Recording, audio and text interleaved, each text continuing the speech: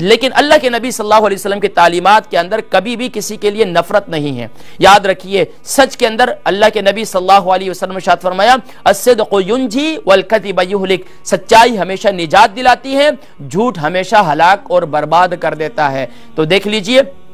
کہ اللہ کے نبی صلی اللہ علیہ وسلم کا تو یہ فرمان ہے، لیکن آج میرے معاشرے کے اندر جھوٹ، فراڈ، دھوکہ دہی، اس کی وجہ سے معاملات ایک حد تک چلتے ہیں پھر ختم ہو جاتے ہیں، کیونکہ اس میں جھوٹ شامل ہوتا ہے، دھوکہ دہی شامل ہوتی ہے. تو اس لیے اللہ تبارک و تعالیٰ کے پیارے نبی صلی اللہ علیہ وسلم نے سورہ احزاب کی اس آیہ مبارکہ کا اس لیے انتخاب کیا کہ اے ایمان والو اتقوا اللہ وقولوا قولا سدیدا یصلح لکم اعمالکم، تمہارے سارے معاملات سیدھے ہو جائیں گے. اور فرمایا ویغفر لکم ذنوبکم، جب تم اللہ کی بارگاہ میں پہنچو گے ویغفر لکم ذنوبکم، وہ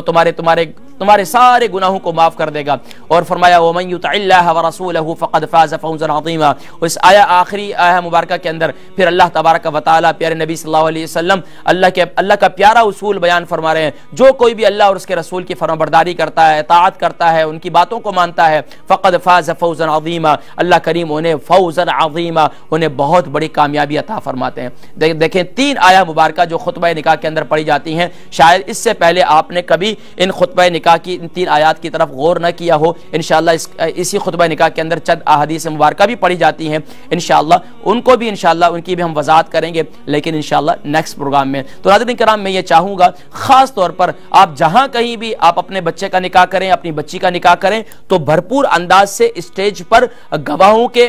کے لیے بھی کرسی رکھیں، خوب اہتمام کریں تاکہ قاضی صاحب کو پتہ نہ کرنا پڑے کہ گواہ کون سے ہیں، لڑکی کی طرف سے کون سے، لڑکے کی طرف سے کون ہے اور کہاں ہے کیا نہیں ہے. وہاں پر ڈھونڈتے رہتے ہیں، ایک کو بلا رہے ہیں دوسرے کو بلا رہے ہیں، پتہ ہی نہیں ہوتا اور گواہ کو خود بھی پتہ نہیں ہوتا. تو کم سے کم بھی یہ سارے معاملات پہلے، کیونکہ ہم عبادت کو ادا کر رہے ہیں تو اس میں ڈسپلن ہونا چاہیے. اور خاص طور پر نکاح کے موقع پر جتنے جو حاضرین ہوتے ہیں، جو خوشی میں شریک ہونے والے ہوتے ہیں، دور نزدیک سے آئے والے ہوتے ہیں، تو ان کو چاہیے کہ اس نکاح کی تقریب کو غور سے سنیں، تاکہ دیکھیں اس ملک کے اندر آپ کے بچے ہیں، بچے پرمان چڑھ رہے ہیں، ان کو پتہ ہی نہیں ہوتا کہ نکاح کیا ہے.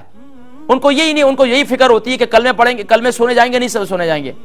میں نے آپ کو واقعہ سنایا تھا. بہرحال ناظرین کرام یہ وہ باتیں تھیں جو ضروری سمجھتا تھا. اس سے متعلق مزید بھی جو ہے میں نے پچھلے ویک جو ہے کزن میرج سے متعلق بھی گفتگو کی تھی. آج میں نے اس موضوع پہ بھی گفتگو کرنی تھی، لیکن ناظرین کرام وقت بہت کم ہے. تو انشاءاللہ اگلے ٹاپک کی جانب چلتے ہیں، جس میں آپ جانتے ہیں کہ میں ازدواجی زندگی اور اس کی شادمانی کے لیے خاص طور پر وہ جوڑے جن کے گھر آباد ہو چکے ہیں